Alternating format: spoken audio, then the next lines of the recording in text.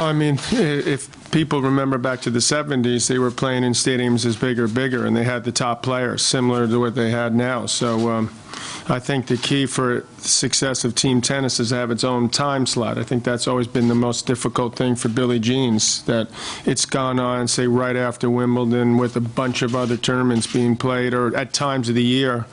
I mean, if you remember back into the 70s when Bjorn and Jimmy were playing, they weren't allowed to play the French Open. Jimmy won three majors in '74, and he wasn't allowed to play the French. Bjorn didn't play in '77 at the French. So that there was, there was collision course, and it was something that I think is pretty arguable, that something like this can be good for tennis, but yet the powers that be weren't allowing it to happen. So maybe the game changer part of this league in India and the other countries that they're in now is that they're going to find, because the schedule has gotten slightly smaller, maybe 9 or 10 months instead of virtually year-round, that will give it a better chance of success if the people there, the people supporting it now, continue to do so.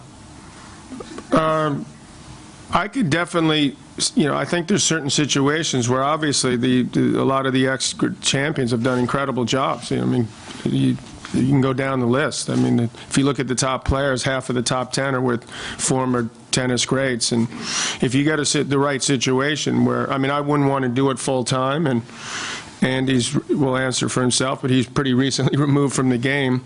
I doubt he would jump into full-time coaching right away, but he'll answer that. But to me, like a part-time thing, like Fernando Gonzalez is doing, like 10, 12 weeks a year with someone that you feel like you can make a difference in, would be pretty great. There's certain guys doing that right now. I mean, Goran's not doing a full-time thing yet. Maybe he will, but I think that would be pretty interesting.